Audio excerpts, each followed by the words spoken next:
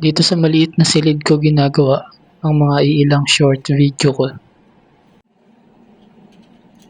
At dito ko din madalas isagawa ang pagbi-video record ko sa tuwing tayo ay nagmumuhadara sa ating mga ilang kapatid. Ang Al-Hidayah page, itong GC na ito ay isa sa mga pinagkakaabalahan ko tuwing Huwebes ng gabi. Kagaya dati, tayo ay naghahanda ng mga iba't ibang kaalaman na pwede natin ibahagi sa ating mga kapatid.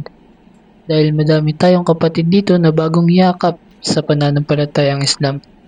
At ang mga kapatid natin dito ay tila ba nauuhaw pagdating sa kaalaman.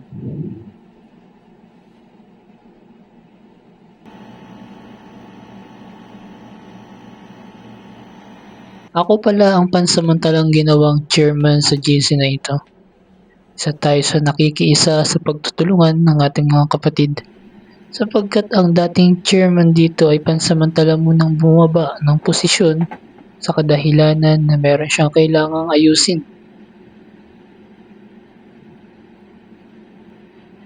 Ngayong gabi, ang nais ko ibahagi na paksa sa mga pagkakataon na ito ay patungkol sa pagsubok. Dahil may ilan na inaakala nila na kapag sila ay nagsabi na sila ay naniniwala na sa kaisahan ni Allah, kanilang inaakala na sila ay hindi nasusubukin sa pananampalataya.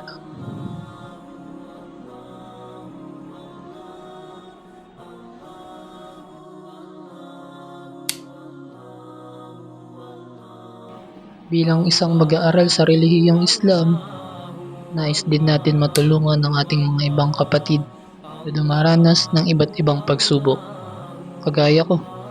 Pero sa pamamagitan ng pagbibigay ng advice sa kanila, malaking tulong yun para nang sa ganun, mas maunawaan natin na ang buhay dito sa mundo ay pansamantala lamang.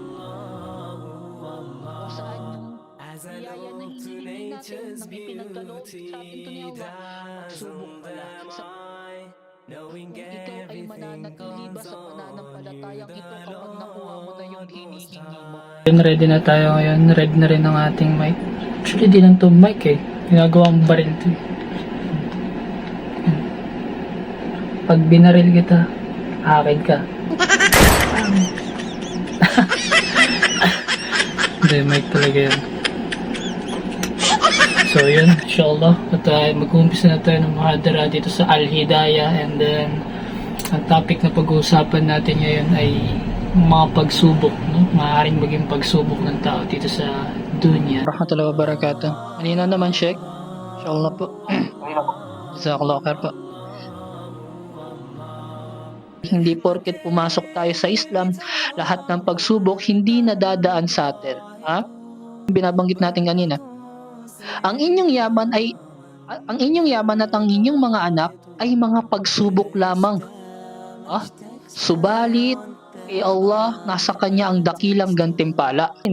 Ayaong kapag dinapuan sila ng pinsala, kapag sila ay dinapuan ng pinsala, sila ay nagsasabing katotohanan, kami ay kay Allah nagmula at sa kanya kami ay muling magbabalik. At sa mahigit ilang minuto ko na pagsasalita para sa kapatid natin na humihingi ng payo patungkol sa pinagdadaanan niya, ganito ang nangyari. Sapagkat nawala sa isip ko na ang nagtatanong pala, ano po yung pag-iingat po natin sa ating sarili bilang babae po. Kumbaga iniingatan po natin yung pagkababae natin. Lalo't hindi... Hindi daw nakakakit yung tanong. Paano lang? Kaya ano?